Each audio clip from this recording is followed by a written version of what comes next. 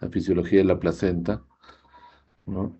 Muchos de ustedes, bueno, este grupo es parte del área de obstetricia, por lo cual ya probablemente han visto en sus prácticas una placenta, de repente han ingresado a algún parto, han visto ya luego del producido, el expulsivo, el alumbramiento, ¿no? Y ahí han podido evidenciar cómo es la placenta, la textura, los componentes, ¿no? Y qué importancia tiene también dentro de la gestación. A ver,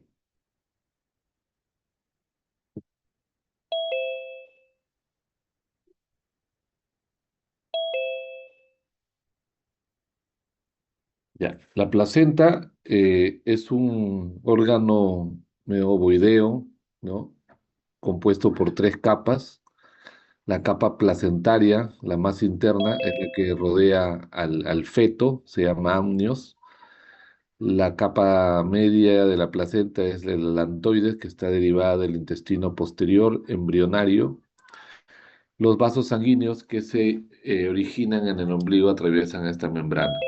Y la capa más externa de la placenta, el corion, entra en contacto con el endometrio. Entonces, tiene bueno, el cordón umbilical, tiene la capa del corio, ¿no? Eh, Tiene una capa que se llama el amnios. Estas capas son importantes, estas membranas que van a evidenciarse una vez que se produzca el alumbramiento, van a ser fácil de distinguir en la forma práctica. A ver, la placenta forma a partir de dos componentes, ¿no? El componente que es la decidua basal y el componente fetal, que es el corion frondoso, ¿no? Entonces, una cara materna, ¿no? Que está pegada a la parte uterina y la capa del corion que está el componente en contacto con el feto, ¿no? Ahí se ven los vasos umbilicales. En la parte del componente materno vamos a ver lo que son los cotiledones.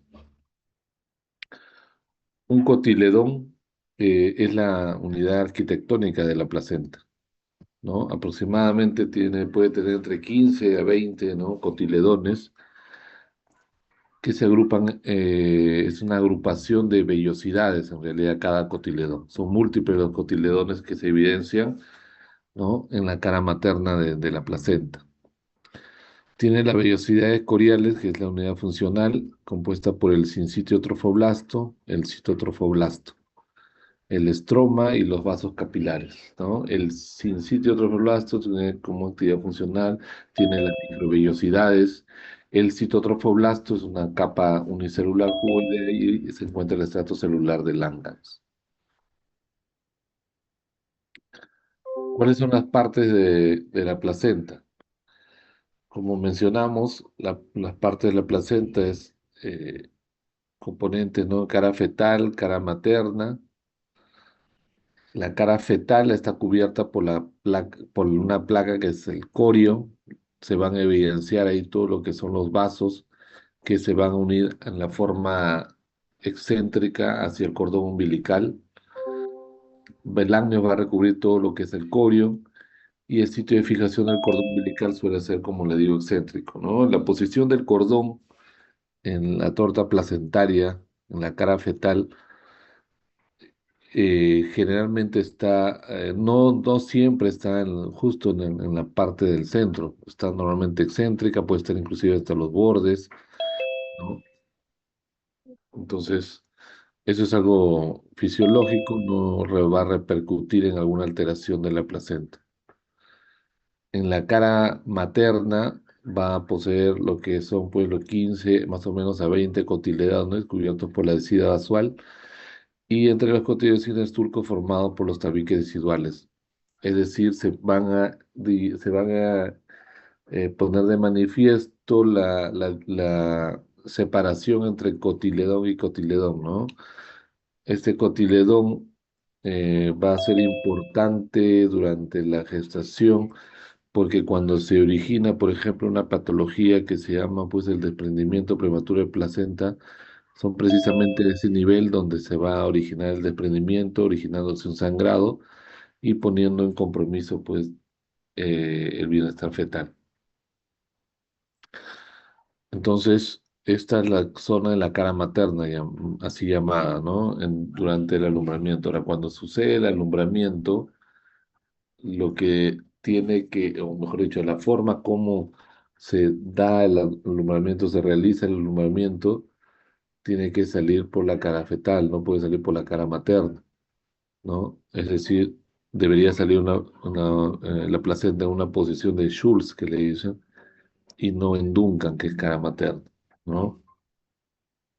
Cuando una vez que se realiza el alumbramiento, también uno, si ha sospechado de una patología de un DPP, puede evidenciar los cotiledones, ¿no? Si hay cotiledones rasgados, hay cotiledones dañados, y es por eso que a partir de eso podemos nosotros, pues, ver si ese desprendimiento ha sido, en qué porcentaje, puede ser el 20% o el 50%, ¿no?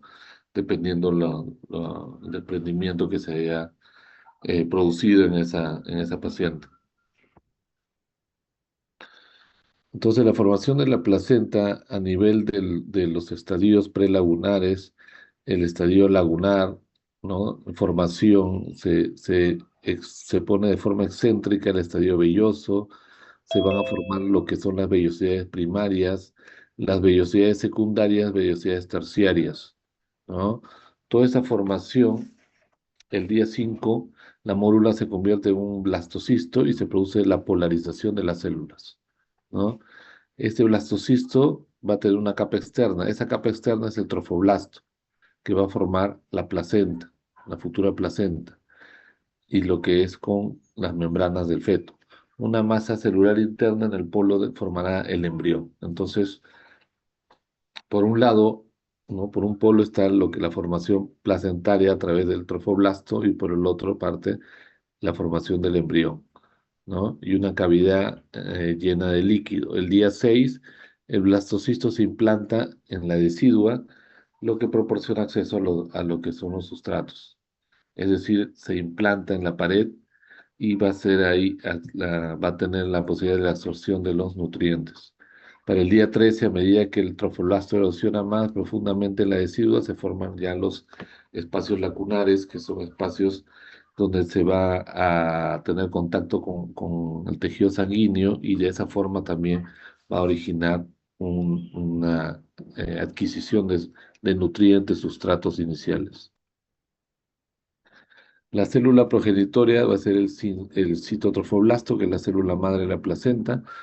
Estas células proliferan durante la gestación y se diferencian a lo largo de dos vías, ¿no? Del citotrofoblasto velloso, que es la capa interna, que se va a convertir en el sincitiotrofoblasto, que es la capa celular externa, y el citotrofoblasto extravelloso, o el espacio extravelloso. El sincitiotrofoblasto es un epitelio especializado con el cuales tienen múltiples funciones, incluyendo sobre todo el transporte de gases, nutrientes, productos de desecho y síntesis de hormonas, ¿no? Que son básicamente funciones importantes de la placenta, ¿no? Que se evalúan de acuerdo al sitio trofoblasto. El espacio extravilloso tiene un componente más que nada proliferativo y un componente invasivo. Entre la cuarta y quinta semana de gestación hay una invasión del espacio extravilloso que va a invadir lo que es la decidua, formando un intersticio, mientras que este espacio extravilloso va a remodelar las arterias espirales y se llama un espacio más que nada endovilloso endovascular. Esta invasión endovascular va a implicar transformaciones de las arterias espirales. Hay una estrechez de las arterias espirales, ¿no? A nivel de las formaciones uteroplacentarias. Estas anastomosis de las arterias van a formar sinusoides maternos que finalmente van a distribuir sangre de la red vascular, ¿no? También esto, a este nivel, es lo que puede hacer la patología, ¿no? Del trastorno hipertensivo en las oleadas. ¿no? En las oleadas, en las formaciones placentarias de los vasos sanguíneos a nivel placentario, es a este nivel donde ya inclusive con los estudios que se hacen en la ecografía genética, cuando se le pide a una paciente hacer una ecografía genética, es indispensable hacerle una ecografía Doppler de las arterias uterinas para ver precisamente el, la resistencia vascular a este nivel, ¿no? Dando ya desde de esa semana de gestación, que puede ser entre la semana 11 a 14, la posibilidad y el riesgo, ya sea alto o bajo, de una probable trastorno hipertensivo. Y de acuerdo a cómo sea el riesgo, se pueden tomar las medidas profilácticas en esa paciente. Durante la invasión extravellositaria se van a expresar múltiples proteínas, ¿no? Que van a definir la etapa y el papel en el proceso, ¿no? Tanto como megaloproteáceas, factores de crecimiento. La descuida va a prevenir la invasión desinhibida del espacio extravelloso, secretando factores de acción local como citocinas, inhibidores de proteasas que modulan la invasión del trofoblasto. Entonces, hay una nutrición, ¿no? Hay una nutrición rudimentaria a nivel placentario, ya que es un entorno con baja recursos de oxígeno, hay que se genera una nutrición histiotrófica. Son una forma de nutrición rudimentaria inicial que se está formando al inicio del nivel placentario, ¿no? Este es un tipo de nutrición embrionaria que sobre todo que antes se va a formar, o bueno, se da antes que se establezca una circulación completa a nivel útero placentario, ¿no? Estos nutrientes que van a ser absorbidos por el embrión a partir de secreciones de glándulas a nivel endometrial, ¿no? Y del tejido uterino. Entonces, generalmente esto se va a dar pues entre las primeras semanas, hasta la semana más o menos 10, 12 de gestación.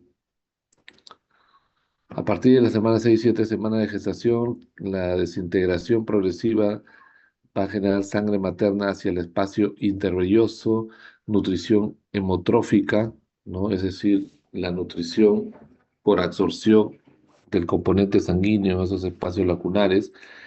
El oxígeno va a imponer cierto estrés que es abrumador en algunos embarazos y conduce a un aborto espontáneo. Un aborto espontáneo, es decir, va a producirse un factor donde no va a haber un buen afianzamiento en la capa decidual uterina, por lo cual va a haber un desprendimiento y la pérdida con esto de la gestación.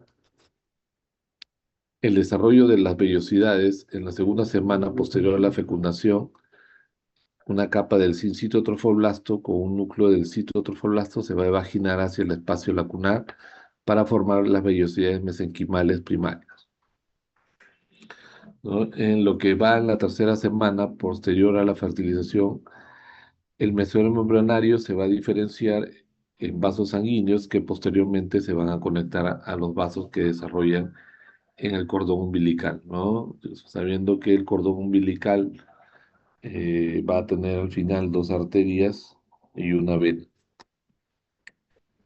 Esta circulación embrionaria está siempre separada por la deciduo materno y la sangre por una capa de trofoblasto. Las células del citotrofoblasto vellosa van a formar una capa continua alrededor de las vellosidades placentarias en el primer trimestre. Y al final de la gestación se encuentran pocas células del citotrofoblasto velloso, ¿no? Entonces, a término en la superficie del citotrofoblasto, es de entre 12 a 14 metros cúbicos, es la superficie, ¿no? Si es que se pone si separamos células por células, es un espacio amplio, como se puede ver, ¿no? La capacidad de difusión a través de la superficie placentaria se va a mantener mediante la coreangiosis y la proliferación de células del citotrofoblasto, es decir, van a formar nuevos vasos, ¿no? Se van a estimular esos vasos para una mejor nutrición a ese nivel. Ese desarrollo vascular en una etapa inicial, una vasculogénesis seguida de una angiogénesis ramificada y luego no ramificada.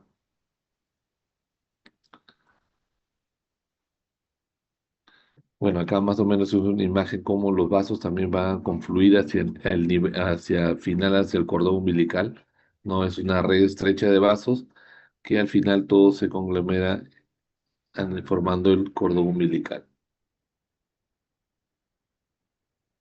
Entonces, hay una reactividad vascular, ¿no? Una reactividad vascular que está controlada por la señalización eh, endocrina, autocrina y paracrina, ¿no? Los mediadores más importantes van a incluir lo que son los vasoconstrictores, como el sistema renina-angiotensina, ¿no? Endotelina, y se observan también diferencias en respuesta en sobre todo el cordón umbilical, los vasos de la placa coriónica.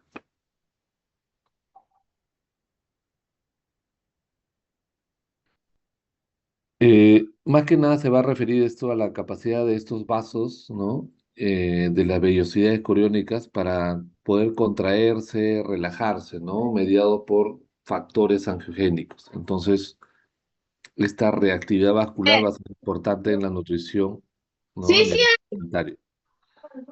También Ya hay un una rato. Es actividad que mi celular está ¿no? grabando un rato. A ver, por favor, silencio en el micro. La actividad antitrombótica también, ¿no? La trombosis va a ser un factor importante cuando se sucede una pérdida del embarazo, ¿no? Esta, este factor antitrombótico, ¿no? Puede provocar estas pérdidas de forma constante, ¿no? Generando a veces síndromes antifosfolipídicos, ¿no? Entonces es una causa de pérdida recurrente de la gestación que muchas veces no se detecta a primera impresión, ¿no? A veces la paciente viene ya en el fondo con muchas pérdidas y cuando recién se realiza pues un estudio un poco más exhaustivo se evidencian pues estos factores, ¿no? Que una gestación inicial hay que estar manejándolo tanto con aspirina, ¿no? Con enoxaparina para evitar estos factores trombóticos. Hay una liberación de micropartículas de exomas, ¿no? La liberación de material apoptótico del trofoblasto en la circulación materna también incluye lo que es el ADN libre celular. Entonces, este ADN va a ser importante también porque antes para nosotros eh, poder sospechar de una patología a nivel fetal, ya sea una trisomía, una malformación marcada, ¿no? Tomábamos lo que son la biopsia de vellosidades coriales, o a veces detectábamos ya un poco tardía inclusive lo que es a nivel de componentes ecográficos. Ahora, sin embargo, este ADN fetal libre, en sangre materna, permite a la gestante ya no, predecir, o mejor dicho, saber si esa gestación, el feto, tiene alguna patología a nivel cromosómico, ¿no? Solamente con el dosaje de la sangre materna, ya que en esta sangre materna va a encontrar células fetales y con esas células se realiza todo lo que son el estudio cariotipo de ese bebé. Entonces ya no necesitamos abordajes invasivos, ¿no? Que también tenían ciertas complicaciones en la gestación. Los exomas placentarios son un tipo específico de vesículas, van a liberar mediante exocitosis en el plasma materno y van a regular la actividad de las células diana mediante la alteración de la actividad transduccional y la angiogénesis y la proliferación y metabolismo de apoptosis. Y todo eso va a funcionar como una comunicación entre células a nivel placentario, ¿no?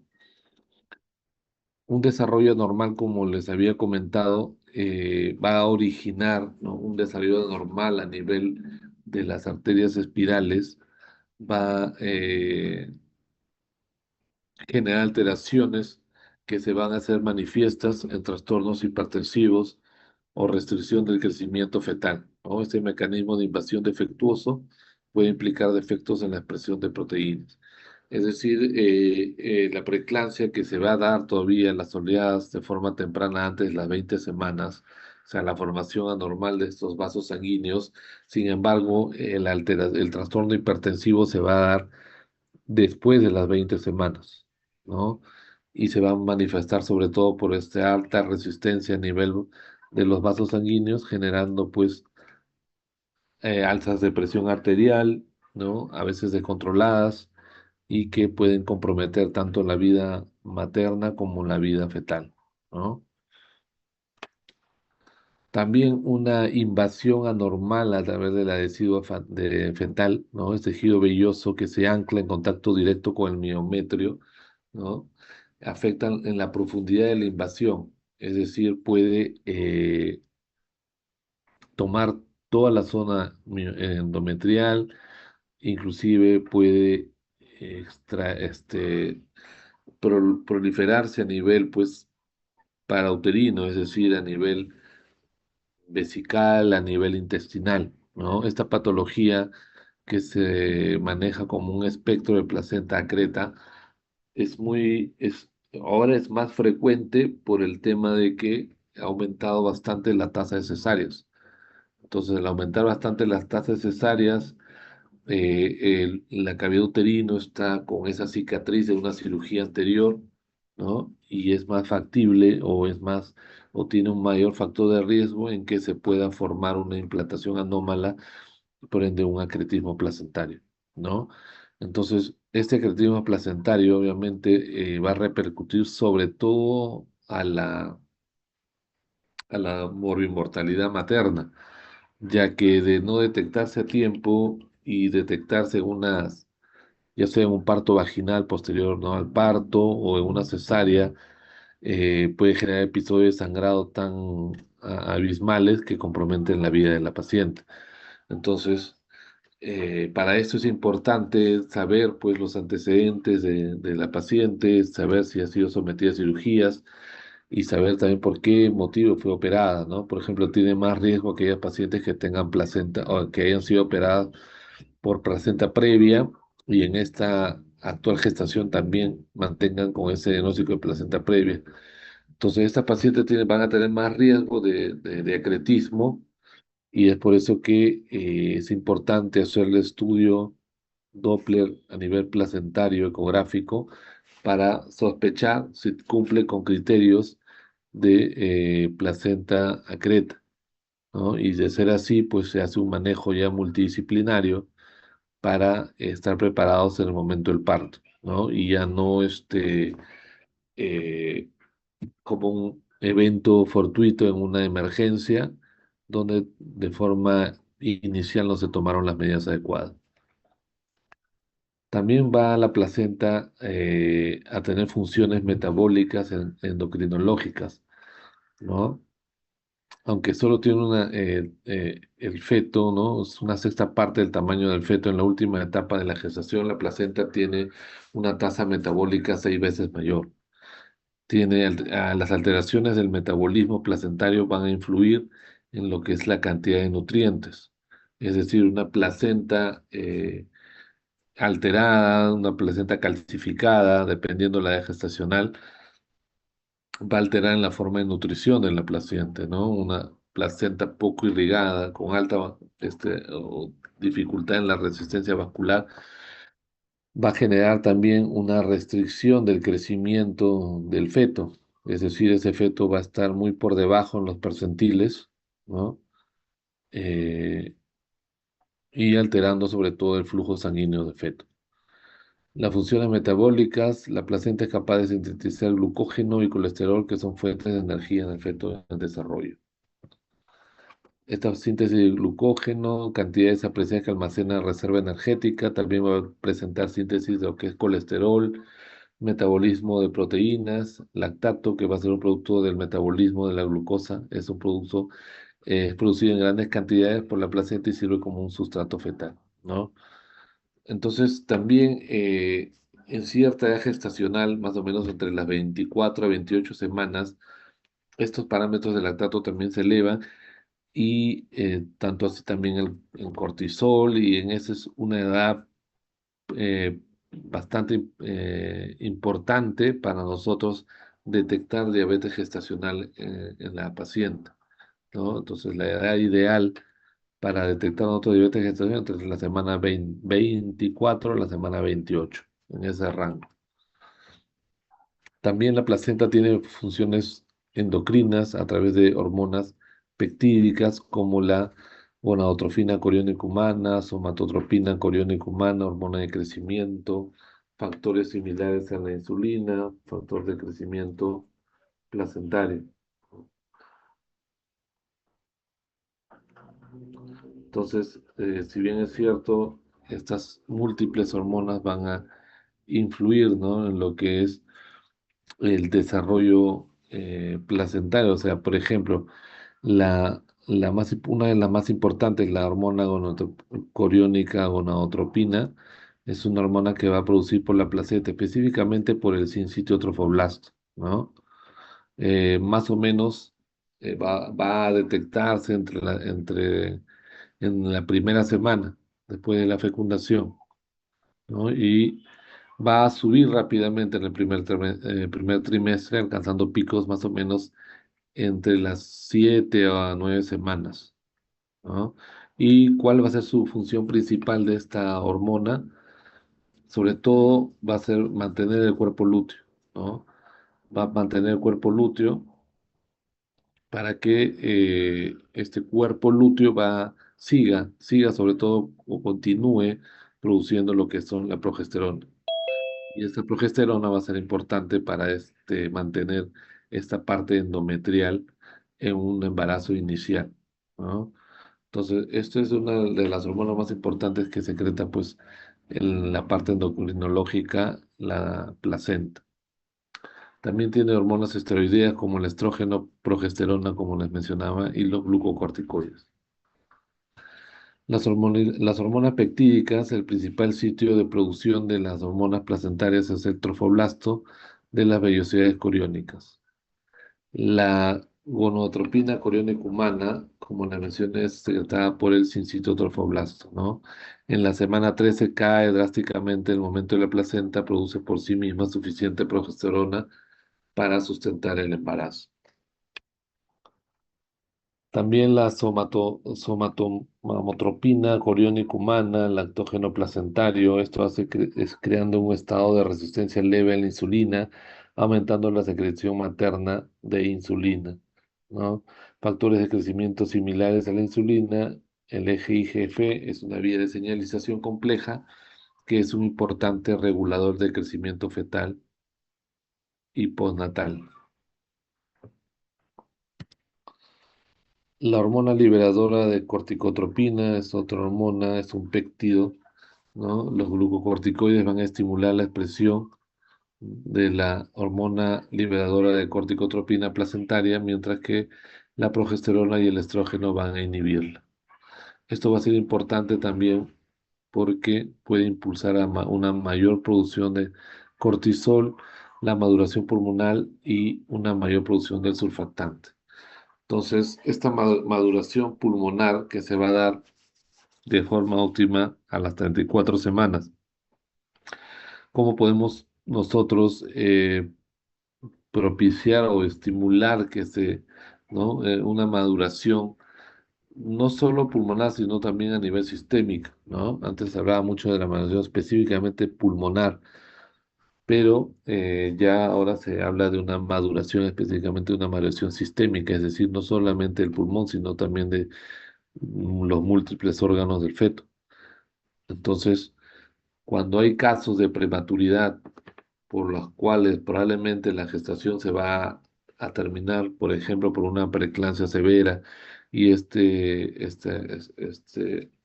feto tiene menos ¿no?, de 34 semanas donde no hay un desarrollo a nivel pulmonar total, después de que se le estimula con corticoides, podemos usar lo que es la betametasona, la dexametasona entre los más usados, ¿no?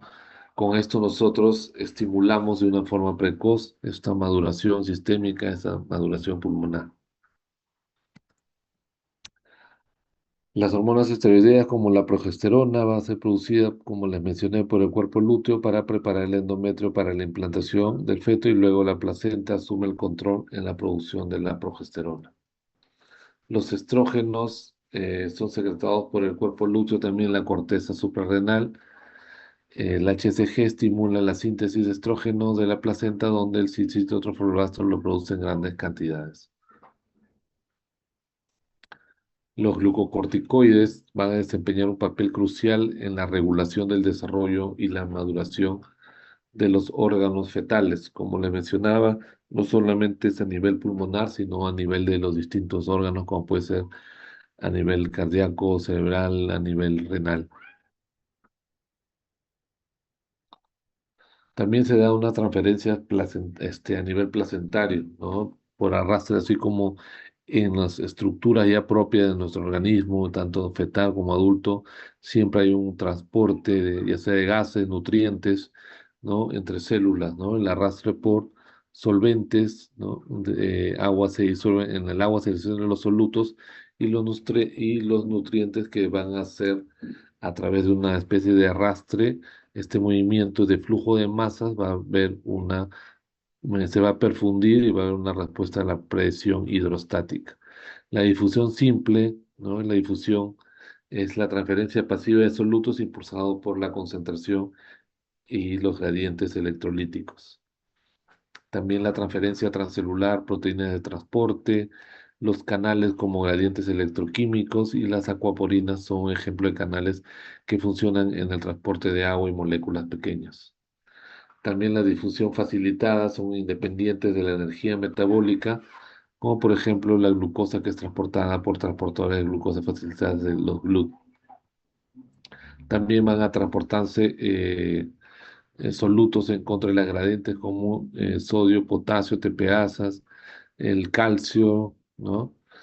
A través de las microvellosidades y membranas basales.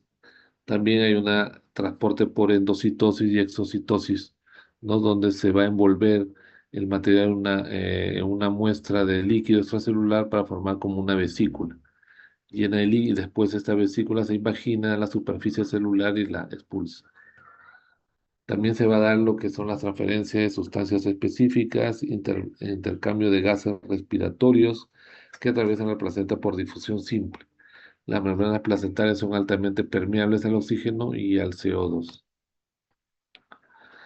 Transferencias de inmunoglobulinas a través de la placenta para conferir inmunidad pasiva al feto y también al recién nacido. O sea, entonces, la placenta también tiene un mecanismo de transporte de aminoácidos, captación desde la circulación materna a través de las membranas, microvellosidades, transportes de ácidos grasos como fuente de energía de forma inicial en varios componentes bioactivos importantes como las prostaglandinas y los tromboxanos.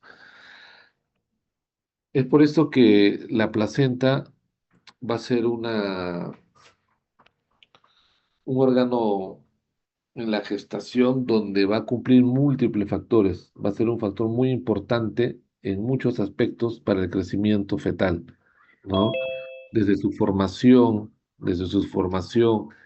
y su evolución hasta el tercer trimestre, ¿no? Porque ya cuando, por ejemplo, la paciente tiene más de 40 semanas, es algo fisiológico que esta placenta se calcifique y pierda la funcionabilidad inicial apta que tenía en la forma en las primeras semanas, en el primer trimestre.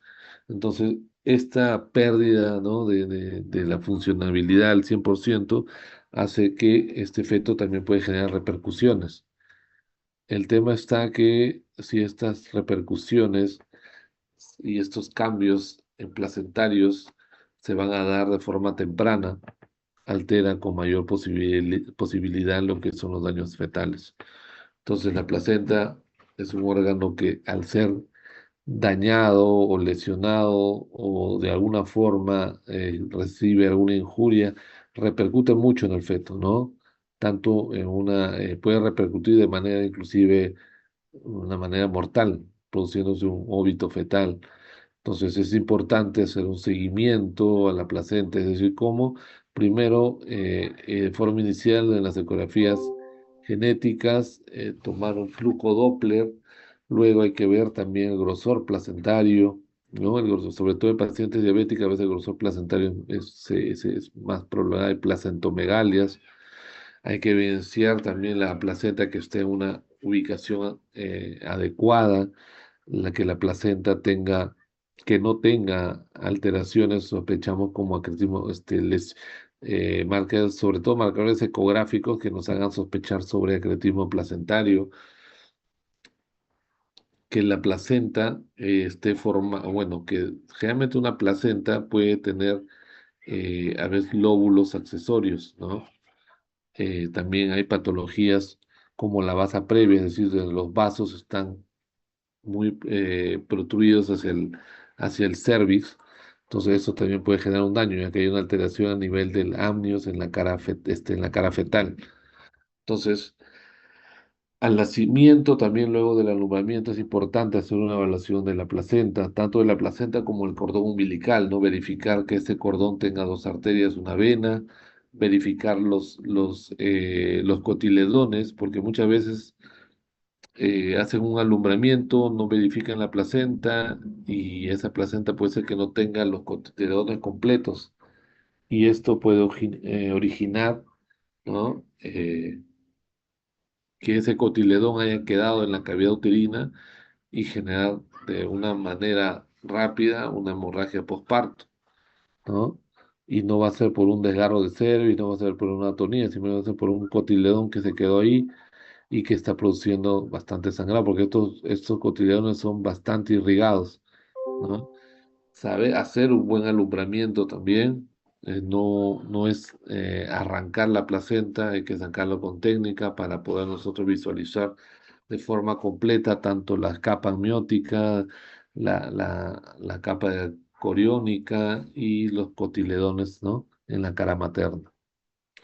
Entonces, cuando vean en su práctica, pónganse unos guantes y empiecen a ustedes mismos a palpar, a buscar todas las partes de la placenta y que vean, separen las membranas, vean dónde ha sido el punto de corte, vean si está con los cotiledones completos y los vasos, si hay áreas de calcificaciones. Sí, también estas placentas a veces están impregnadas de una coloración meconial verdosa, ¿no? Entonces también esto influye en el estado de bienestar fetal del paciente. Bueno, eso es lo que quería comentarles sobre lo que es placenta y ya en su forma práctica van a poder ustedes complementar sobre todo la evidencia, ¿no? Visual directa para que puedan estar conscientes que la placenta es un factor importante en la gestación.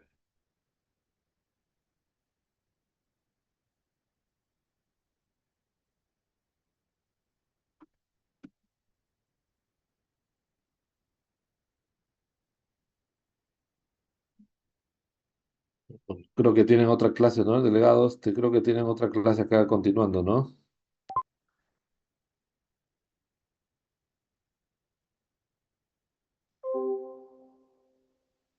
Ok, listo. Pues muy amable. Cuídense. Hasta luego.